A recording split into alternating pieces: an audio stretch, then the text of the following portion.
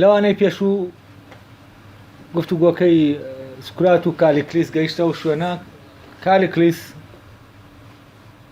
دەیەوێ بە سوکرات بڵێ سوکرات من لە پۆلس و گۆرگاس زیرەکترم، من زۆر بە وردی تابعی ئەو گفتوگۆکەی تۆ ئەوانم دەکرد و ئەوان لە ڕاستیا وی ئەوەن کە وەکو بڵێ سەرزەنش بکرێن لەسەر ئەوەی شتانێک هەیە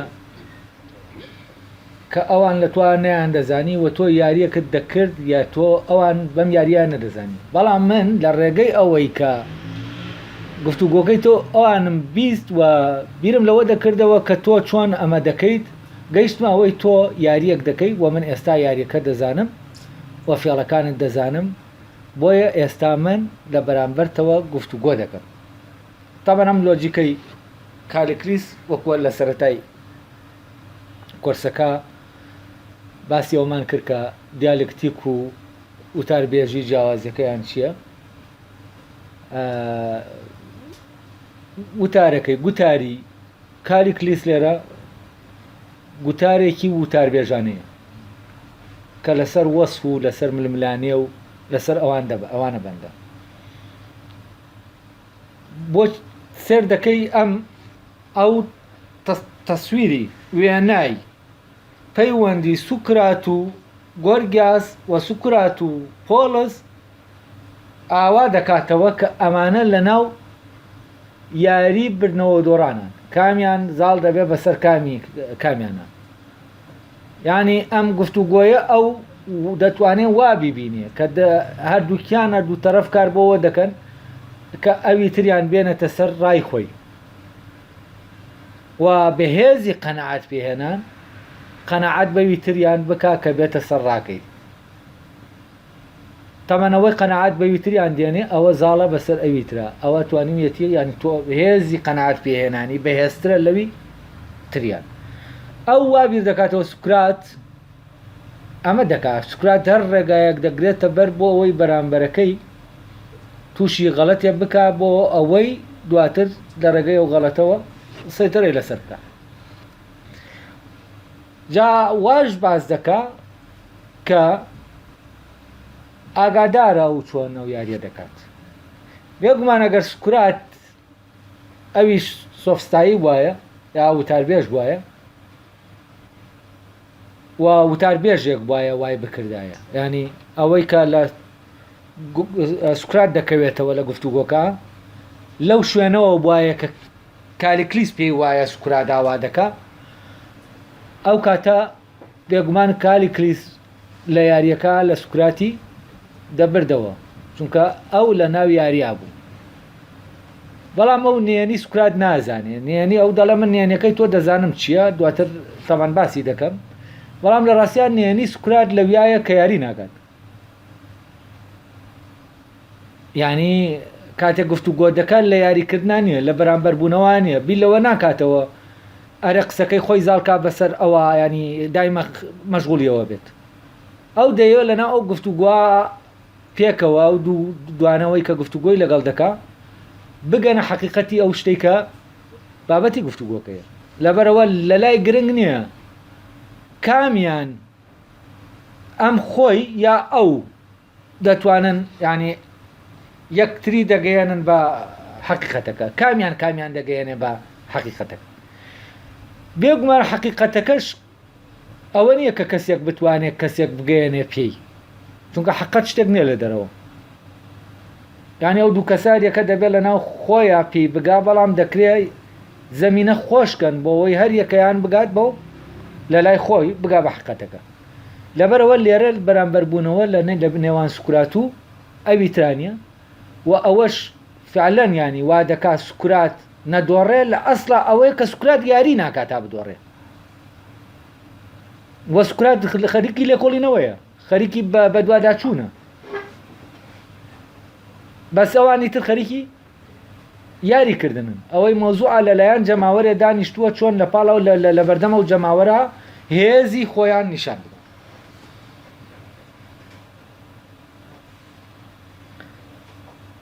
بزانین کالیکلیس چی دەڵێ.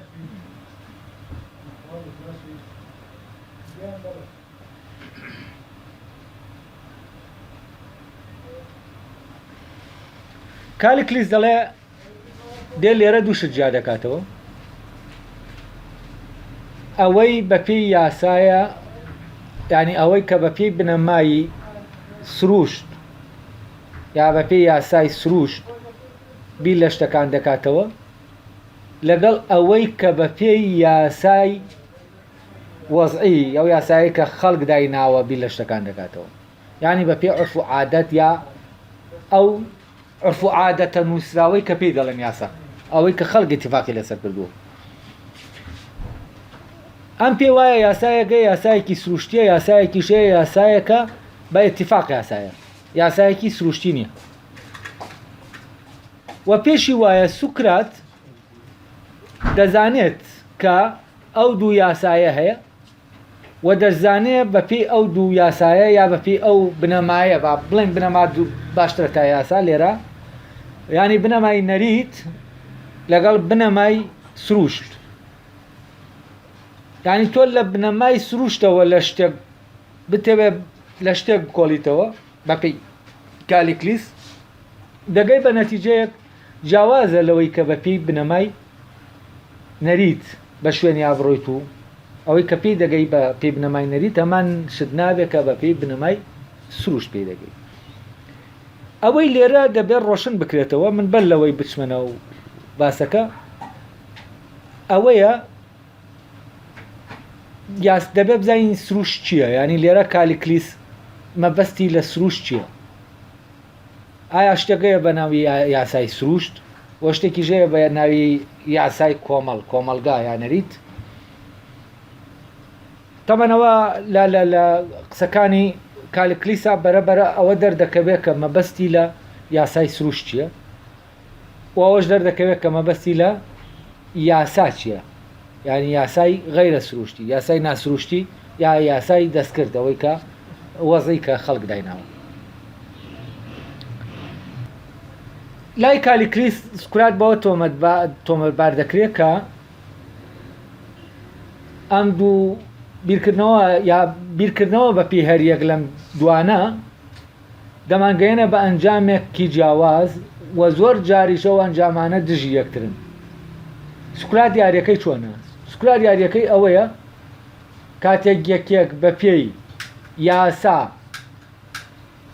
بیر لە شتێ حەقەتی شتێک دەکاتەوە، لە شتێک دەکاتەوە، ئەو دێت ڕای دەکێشێ ئەو نەتیجەی کە لە ناو یاسا پێگەیشتووە، ئەو نەتیجەیە هەڵدەگرێت دێنێتە ناو سروشت. ینی ئەوەی کە بە پێی یاسا ڕاستە دەیێنێ ساغی دەکاتەوە بۆ کەسەکە، وای لێ دەکا بەبێەوەی کەسەکە بەخۆی بزانێت کە بە پێی سروشتیش ڕاستە، لە کاتێکە بە پێی سروشت لێک دژە.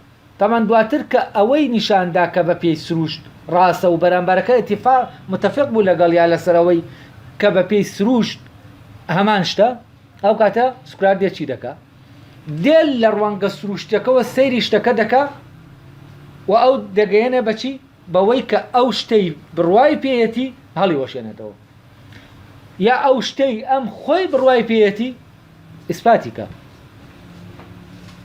ئەو لەم ڕێگەیەوەی ئەوە دەکات و ئەمە لەوانەکەی پێشوە بزانم باسم کرد.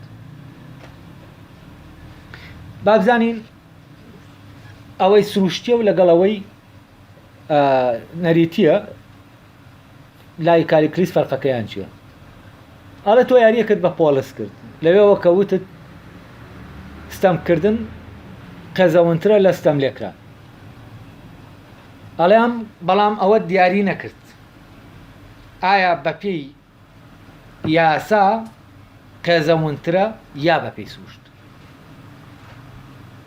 ئەڵێ پۆلس وتی قەزەونترە لە ستەم لێکران، ینی ستەمکردن قەزەونترە لە ستەم لێکران، ستەمکردن ناشرین و پیسرە لە ستەم لێکران. بەڵام پۆلس بەپێی چی وتی؟ بەپێی نەرید وتی، نەک بەپێی سروشت. بەپێی نەریت، بەپێی یاسا یا یاسای کۆمەڵایەتی ئەوەی ستەم دەکات ئەوە ناشرینترە لەوەی کە ستەمی لێ دەکرێت. بەپێی یاسای کۆمەڵایەتی ئەڵێ تۆ هاتی ئەمە استغلال کرد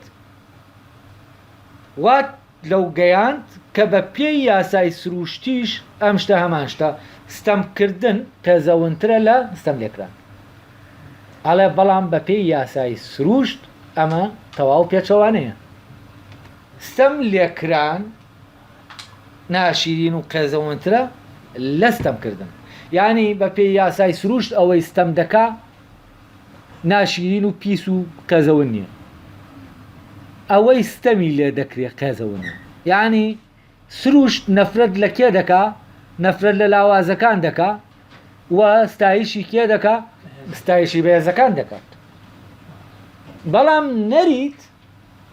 نەریتی کۆمەلگا و یاسایانەی کۆمەلگا دایان ناون بە پێچەوانەی ئەمە ئیش دەکەن یعنی یاسای کۆمەلگا حەسە بە کالیکلیس لێرە دژی چییە؟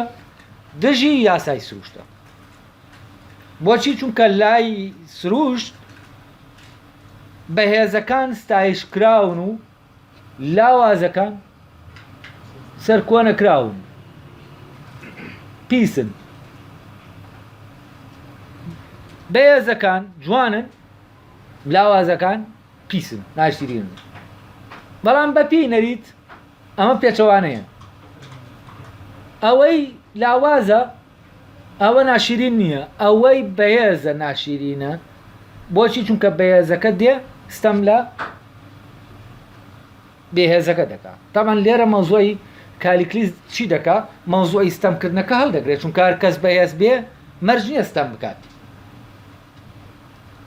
بەڵام لای کالیکلیس لەبەرەوە قامە قانونێکی سروشتیە ئەوەی بەهێز بوو هەر دەبێت زاڵ بێت هەر دەبێت ستەم بکات یعنی ناتوانێت ستەم نەکات دەبێت بیکە لەبەرەوە ئەوەی ناونراوە ستەم نییە ئەوە چییە؟ ئەوە یاسای هێزە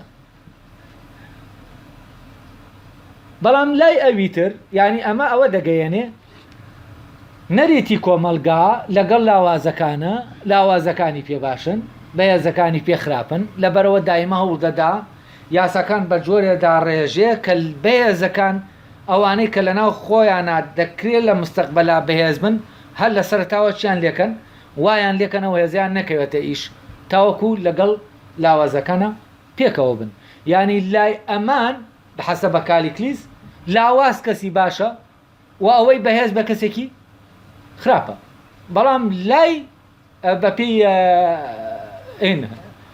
نەریت ئەوانەی کە بەپێ نەری دەڕۆن تەبەم لە ڕوانگەی کالیکلیسەوە ئەمە وایە بەڵام بەپێی یاسای سروشت بەهێزەکان ئەوانە ستایش ئەو کەسانن کە دەبێت ستایشیان بکرێ و ئەوانە دەبێت لە بوونا هەبن لاوازەکان نابێت شایانی ئەوەش نین لە بوونا بمێنن یعنی لاوازەکان تەنها بۆ ئەوە باشن لە ناو بچن لەبەر ئەوە لە ناوچوونی لاوازەکان لە ڕێگەی بەهێزەکانەوە قانونێکی سروشتیە تەبەن ئەگەر سەیری ئەم قانونە بکەین کە کالیکلیس باسی دەکات لە مۆزوعی بەهێز و لاوازە ئێمە لە ناو چی ئەمە دەبینین کاتێ سەیری دەکەین وام قانونە چ قانونێکە تەمان ئەم قانونە قانونی هێزە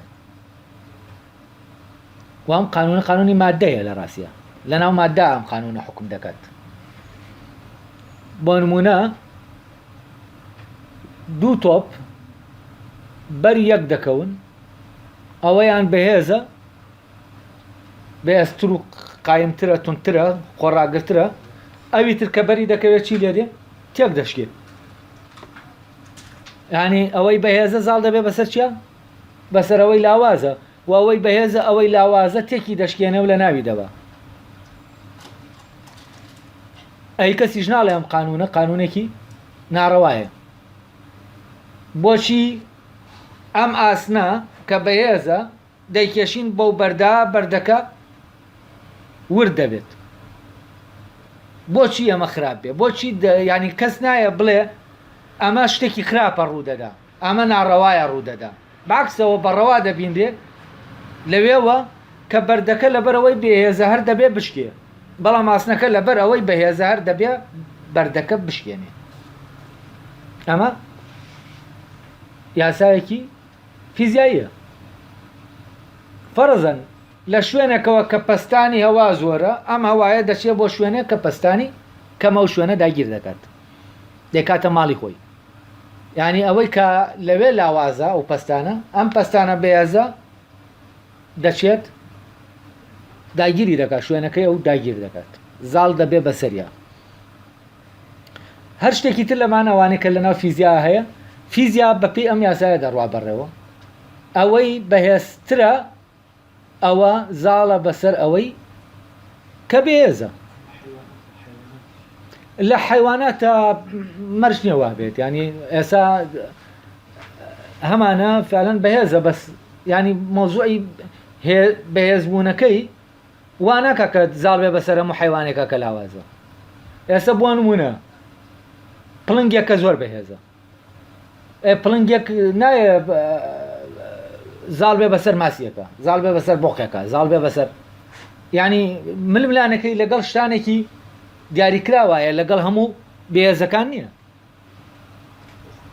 ینی شتانێک گەیە زۆر زۆر لاوازن بەڵام ئەم پڵنگا بەلایشانە دەڕوا و حەقیشی نییە بەسەریانەوە ینی زاڵ نابێ بەسەریانە ینی ئەمە بە نظامێکی تری سروشتی لە ناوی ئەمە تەحدید کراوە بەس ئەم یاسای هێزە لە ڕاستیا یاسای سروش نییە من دەمەوێت ئەوە بڵێم ئەمە یاسای مادەیە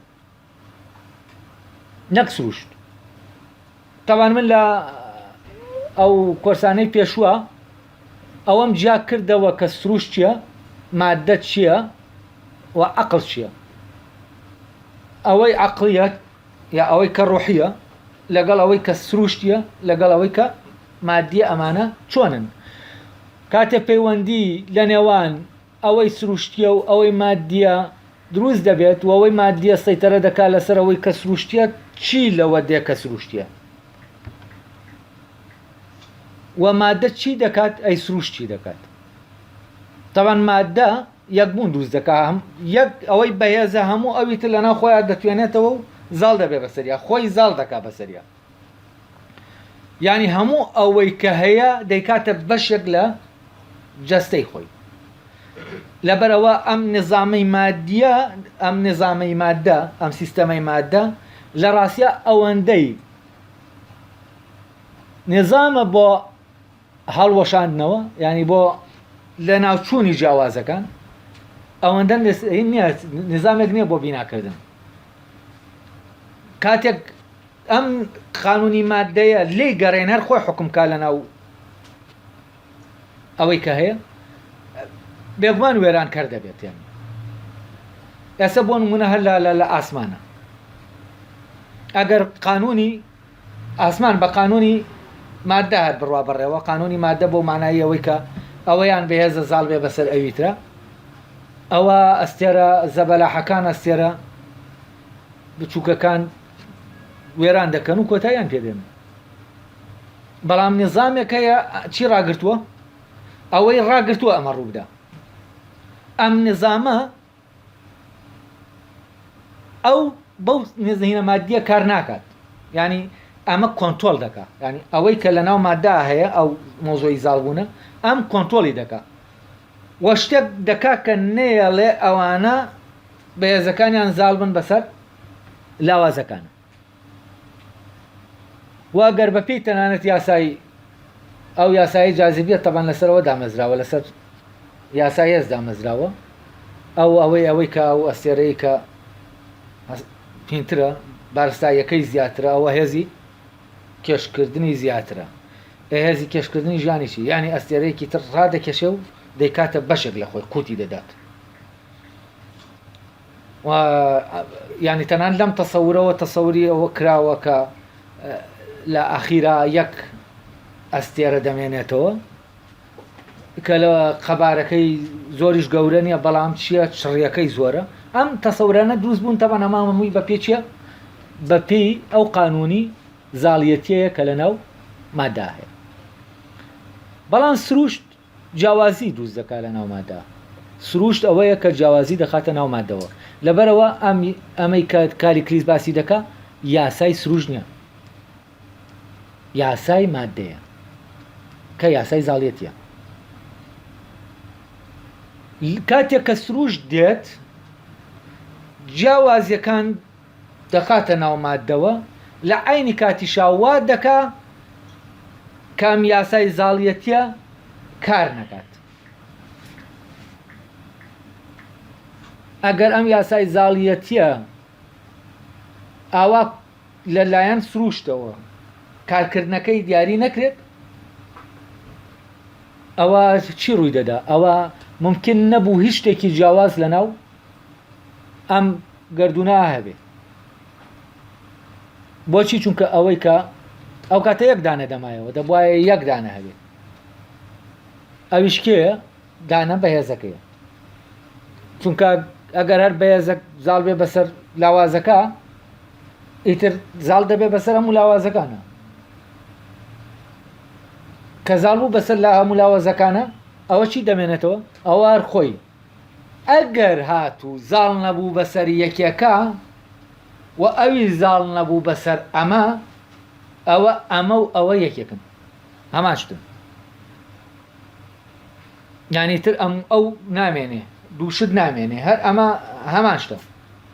هەر وەکەوەی کە دوو هێز کە بڕەکەیان بە قەدەریەکە بەریەک دەکەون چی ڕوودەدا؟ وەستان ڕوودەدا. یعنی هیچ کامیان ناجوڵێنە کە وەستان ڕوویدا یانی چی؟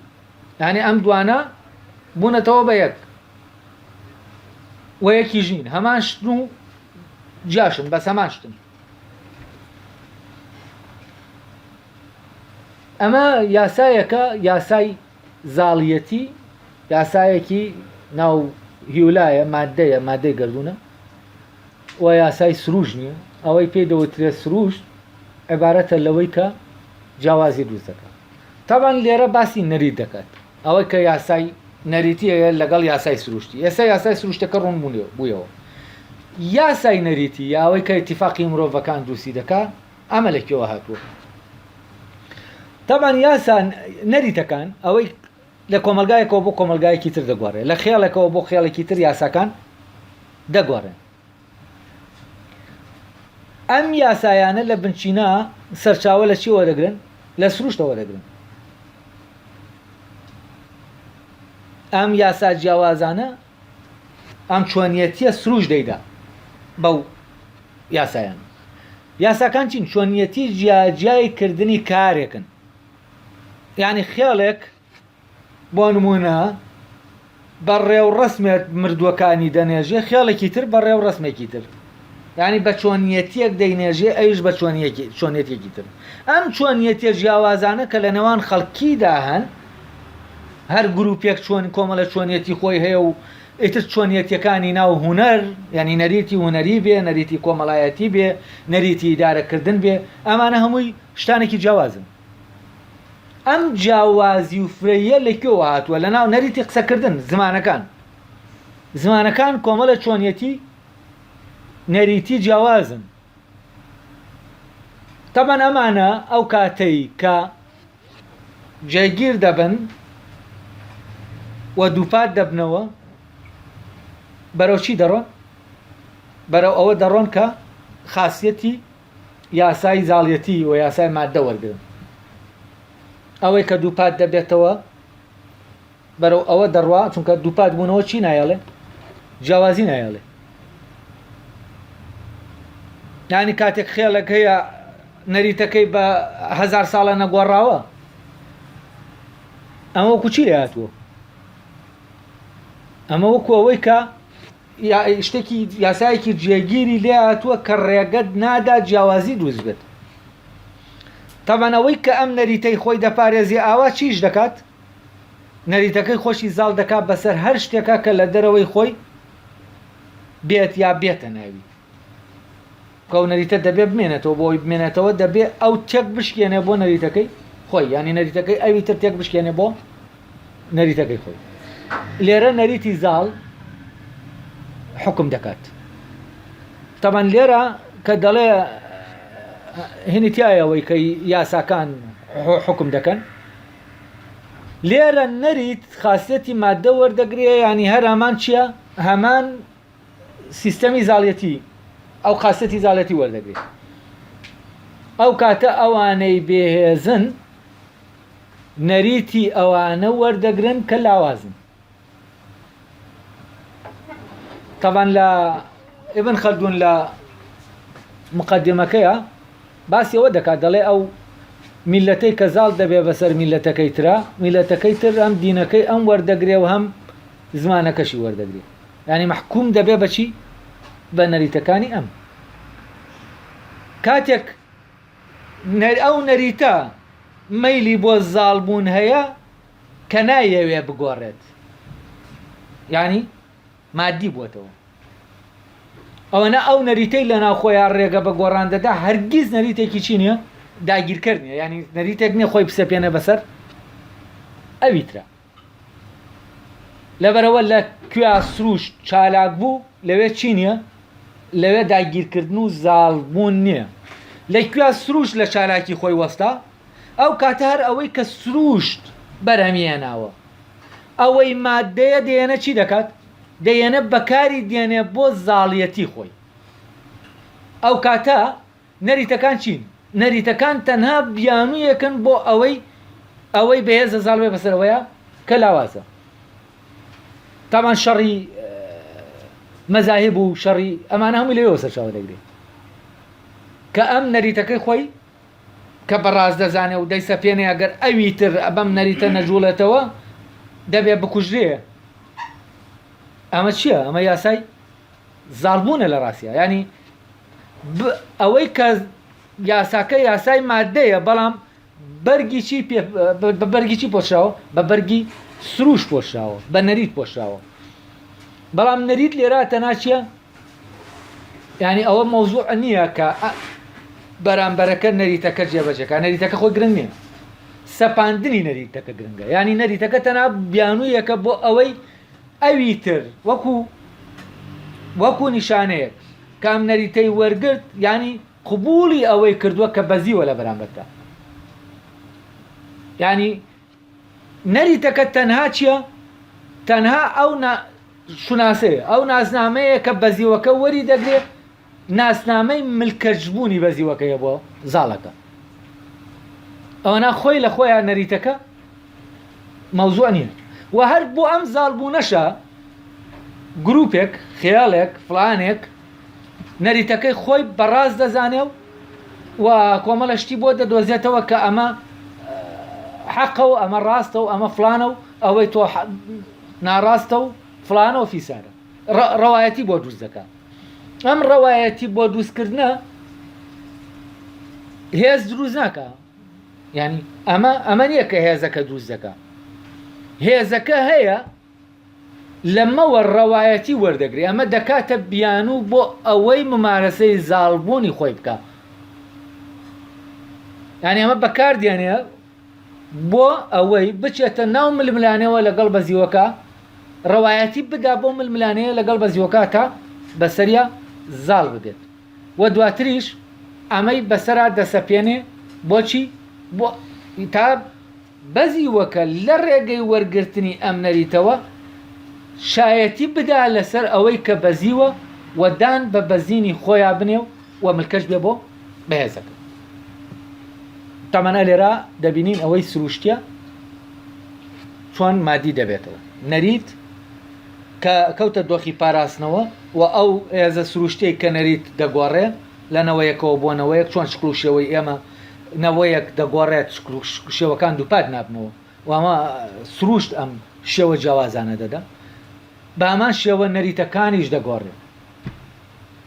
ئەوەی مرۆڤ جا دەکاتەوە لە حیوانێک ئەمەیە لە ڕاستیە، ئەم سروشت چۆن نیەتیەکانی خۆی دەدا بە نەریتەکەی.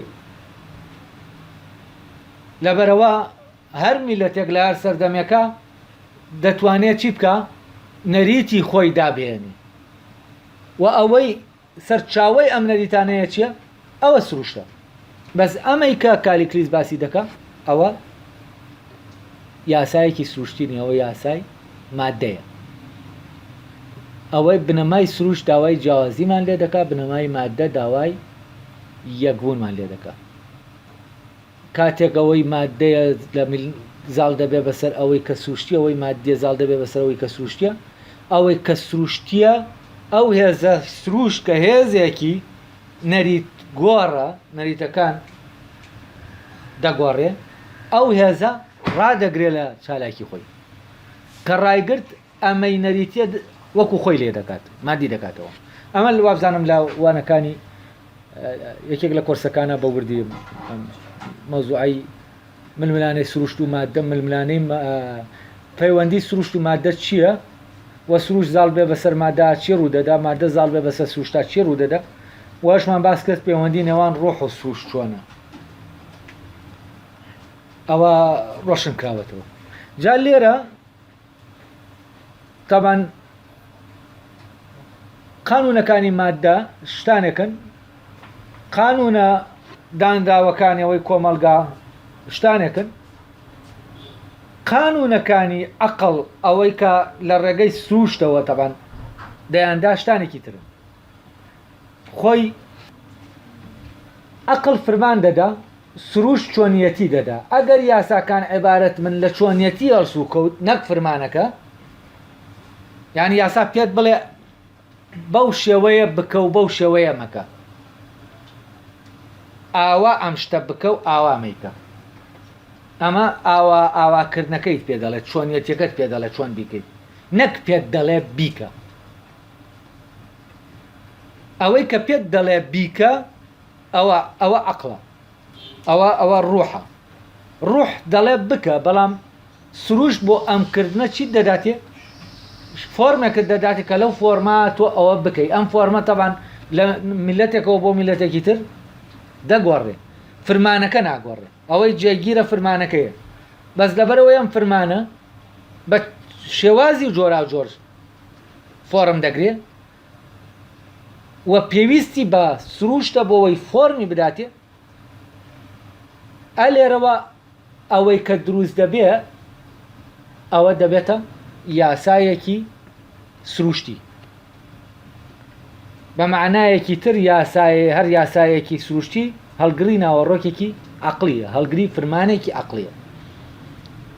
بەڵام کاتێک ئەم فرمانە لێی دەکشێتەوە لە جاتی ئەم فرمانە مادە سەیتەرە دەکات لەسەر نەریتەکە ئەو کاتە مادی دەکاتەوە یعنی سروشتێکە لەو بەینا یا بە پێی یاسای زاڵیەتی ئیش دەکا یا بە پێی یاسای ئازادی ئیش دەکا یا فۆرمێکە دەیە فۆرمێکی زاڵە دەیەوێت زاڵ بێت یا فۆرمێکە ینی نەریتێکە دەیەوێت ناوێت زاڵ بێت نەریتێکی ئازادە.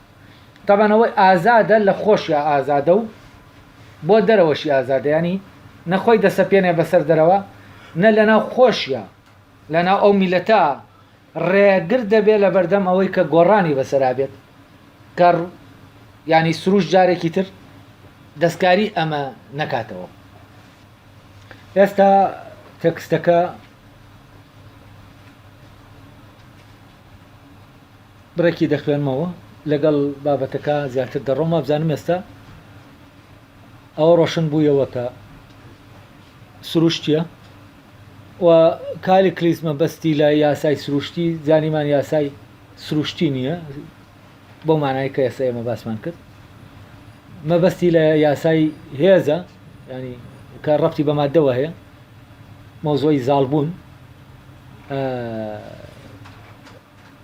مەبەستیشی لەویتر کە دەڵێ یاسا و سروشت ئەو نەریتەیە کە کۆمەلگایەک هەیەتی و ئەو یاسایانن کە ئەو کۆمەلگایە پەیڕەوی دەکات لە ژیانی ڕۆژانەی خۆیە و ئەو تەسەوراتانن ئەو گیانبینیەیە کە ئەو کۆمەلگا دروستی دەکات بۆ تاکەکانی وەلای کالی کلیس ئەم یاسایە و ئەم گیانبینیە دەیەوێت چی بکە دەیەوێت لاوازەکان سەرخا بەسەر بەهێزەکانە ینی لە بەرژەوەندی لاوازەکانە یاسادانداوە بەڵام ئەوی تر کە قانونی سروشتە لە بەرژەوەندی بەهێزەکانە جا بزانین چۆن ئەم وەسفانە دەکاوە. ئەڵێ لە ڕاستیدا ئەوەی بە پێی سروش قەزەوەندترە و زۆرترین زیانی هەیە ستەمکردن نییە نێو ستەم لێکرانە بەڵام ئەوەی بە پێی یاسا قەزەوەندترینە ستەمکردنە نەک ستەم لێکران. بۆچی؟ چونکە بە پێی یاسای سروشت بەهێز دەبێت زاڵ بێ بەسەر لاوازە لاواز حەقی بوونی نییە، بەڵام بە پێی یاسای نەریتی وەکو کاریکلی زەڵێ بەهێز حەقی بوونی نییە. بەهێز دایمەت دەبێ خۆی لاوازکە بێتە ئاستی لاوازەکان و یەکسان بێتەوە، هێزەکەی لەگەڵ لاوازەکانە یەکسان بێتەوە. دایما و هێزەی لە ناوخۆیان هەیە دەبێت چی بکە سەرکوتی بکات تاوەکو حەقی ژیانی هەبێت. زانین چی دەڵێ دوایەوە ئەڵێ ئەستەم لێکران لەگەڵ مرۆڤی ئازادا ناگونجێ و شایستەی کۆیلەکانە. یعنی کەسێک کە ستەمی لێ دەکرێت و کەسێک کە زاڵ دەبن بەسەریە. تاوان مۆزوعەکە ستەمکردن نیە کاتی ئێمە باسیەوە دەکەن، دووش دێت تێکەڵ کراوە مۆزۆی ستەمکردن لەگەڵ زاڵیەتی. وایش دەوێت بڵێ ستەمکردن عەسەن وەهمە، ئەسڵی مەوزوعەکە زاڵیەتیە. مادام زاڵیەتی و زاڵی و بەزینە ئەوە سروشت ئەو حەقەی داوە بە زاڵەکان کە بەزیوەکان لەناو بەرن. ئەوە حەقی سروشتی خۆیانە.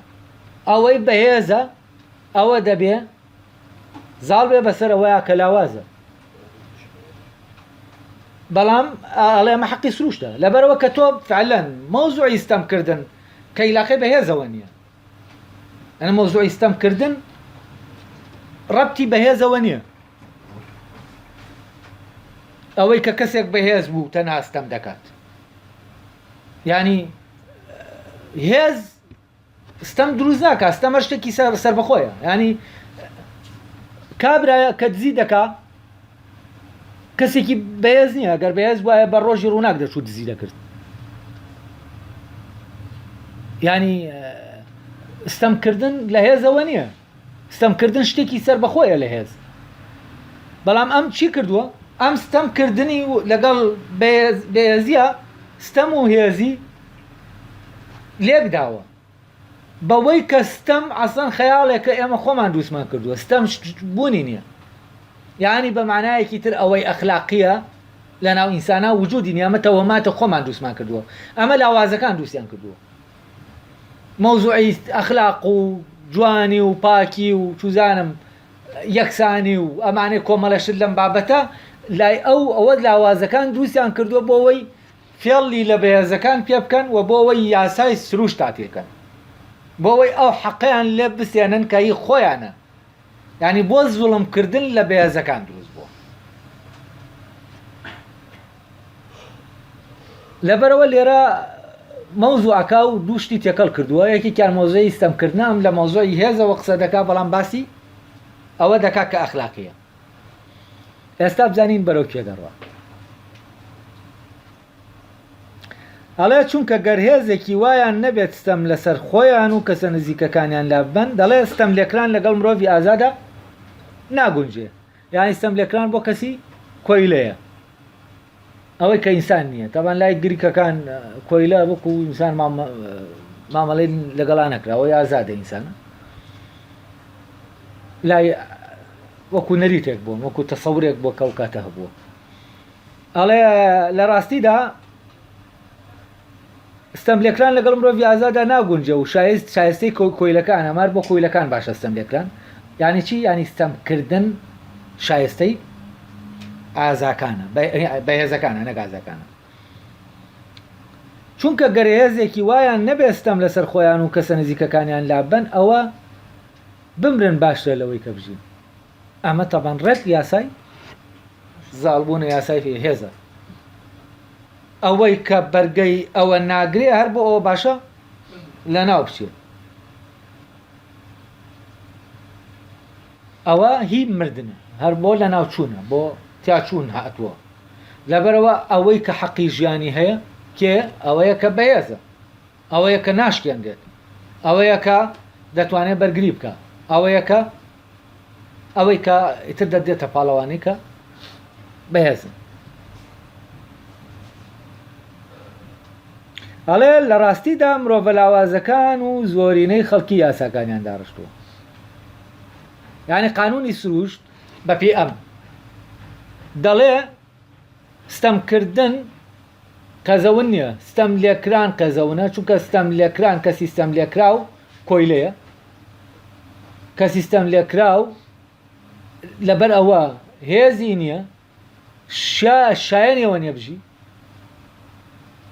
و دەڵێ ئەم کەسە لاوازانە و کۆیلەکان و زۆرینەی خەڵک دەیان نەوێ هاتوون چیان کردووە دەیانەوێ ئەو حەقەی کە بەهێزەکانیانە لێیان زەوت بکەن بەچی بە دانانی کۆمەڵێ یاسا بە نەریتێک کە ئەو نەریتە تاکەکانی لەسەر پەروەردە دەکرێ لەسەر ئەوەی کە ستەملێکران باشترە لە ستەمکردن و ستەمکردن شتێکی پیسە خراپە بەهێزی شتێکی خراپە لاوازی باشە تەبان بزانە ئەم یاریە لەکوێ دەکرێت ئێستا ومان دەڵێن بەهێزی باشە و لاوازی خراپە بەڵام کە دەچینە ناو مۆزوعی ستەمکردن بەو هێزە لەگەڵ ستەملێکران مۆزوعەکە دەگۆڕێت بۆچی چونکە مۆزوعی ستەمکردن وەکوتم ستەمکردن شتێکە ڕەبط نییە بەهێزەوە ینی ئەو شتێک کە ئێمە دەیدەینە پاڵی هێز ناتوانین بیدەینە پاڵی ستەمکاری ینی ستەمکردن ینی فەرەزەن دەڵێن هێز باشە لەبەر ئەوەی هێز باشە هێز و ستەمکردنیش یەکشتن کەواتە ستەمکردنیش باشە ئەمە ناکرێت ئەمە بکرێت بۆچی چونکە ستەمکردن و هێز یەک نین تەنانەت بوونی هێز و زاڵیەتی زاڵبوون ینی ئەوەی بەهێزە هێز چاکە زاڵیەتیش مادام هێزە کەواتە زاڵبوونیش چاکە ئەمە ناکرێ بووتێ بۆچی چونکە هەموو هێزێک لە زاڵبووندا نییە ئەمە تەبەن لەناو عالەمی مادە ئەوانەی قانونەکانی حاکمن لەسەر مادە فعلەن ئەوەی کە بەهێزە یعنی ئەگەر بەر بێهێزێک بکەوێ چی ڕوودەدا زاڵ دەبێ بەسەریە ئەگەر بەرکەوتن ڕوو بدە بێگومان شتانێکەیە ئەم بەرکەوتنانیان ڕاگرتووە وەکوتم ئەگەر بەرکەوتنەکە ڕووبداوە هەموو شتێک وێران دەبێت لە حیواناتیشە ئەویشەر بامان شێوە ینی شتەکە تەحدید کراوە مەحدود کراوە بە کۆمەڵێ یاسای دەکرێت پێیان بڵێن یاسای سروشتیامان جا لێرە ئەڵێ کۆیلەکان ئەوانە هاتوون یاسەکانیان داڕشتووە لە کاتێکە ئەوانە خۆیان بۆ هەر ئەسڵەن بۆ مردن باشن ئەوانە نابێ بژین بەس بۆەوەی بەهێزەکان فێڵ لە بەهێزەکان بکەن و ئەو حەقی ژیانیان لێ بسەنەوە ینی ئەمان حەقی ژیان لەوان بسێنەوە چیان کردووە کۆمەڵێ یاسایان داڕشتووە و ئەم یاسایانە دژی ڕەوایەتی سروشتین دژی ئەو ڕەوابوونن کە سروشت دەیدات بە بەهێزەکان بۆچی بۆەوەی زاڵ بن بەسەر لاوازەکان و لە ناویان بن ئەڵێ ئەوان لە ڕێگەی ئەو یاسایانەوە بۆ خۆیان ئەوەی ستایشی شتانێک دەکەن و سەرزەنشتی شتانێکیش دەکەن یانی چی یانی ستایشی ستەملێکران دەکەن کە هی لاوازەکانە و سەرزەنشتی ستەمکردن دەکەن کەسێک ستەم بکات سەرزەنشتی دەکەن لە کاتێکا ستەمکردنەکە هیکێ هی بەهێزەکانە حەسەبە کالیکلیس یعنی لێرەوە چی دەکەن ئەو حەقەی هی بەهێزەکانە بە خۆیانی دەبن ئەو حەقەی کە هی خۆیانە دەیدەن بە بەهێزەکان یعنی جێگوارکێ بە حەقەکە دەکەن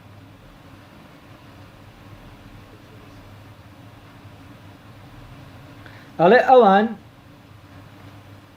بۆ ئەوەی کەسە بەهێزەکان کە توانای زاڵبوونیان بەسەریاندا هەیە ینی زاڵبوونیان هەیە بەسەر ئەواندا لێیان بترسن هاتوون بەهای ئەوەیان جێگۆڕکێ پێ کردووە کە لە نێوان خۆیان و ئەواندا هەیە بۆیە دەبینین لای ئەوان هەموو زاڵبوونێک بە قێزەون و ناڕەوا دەزاندێ و پێیان وایە ستەم لە جەوەری خۆیدا حەزی زاڵبوونە بەسەر ئەوانی تردا ینی بەهۆی ئەم یاسایانەوە نەریتێکیان بۆ خۆیان دایەنەوە نەریتەکە لە بەرژەوەندی خۆیانە و بەهۆی ئەم نەریتەش وا دەکە ئەم یاسایانە ئەوەی ڕەوایە بۆ ئەوەی کە بە سروش ڕەوایە بۆ بەهێزەکان ئەو ڕەوایەتیە دەدەن بە خۆیان و ئەوەش کە بۆ ئەوان ڕەوانی ئێستا ژیان بۆ بەهێزەکان ڕەوایە بەڵام بۆ لاوازەکان ژیان ڕەوانیە حەسەبە یاسای سروش ئەمان هاتوون ئەمەیان عەکس کردوێتەوە بۆ بەهێزەکان ژیان ڕەوانیە بۆ لاوازەکان ژیان ڕەوایە ئەمە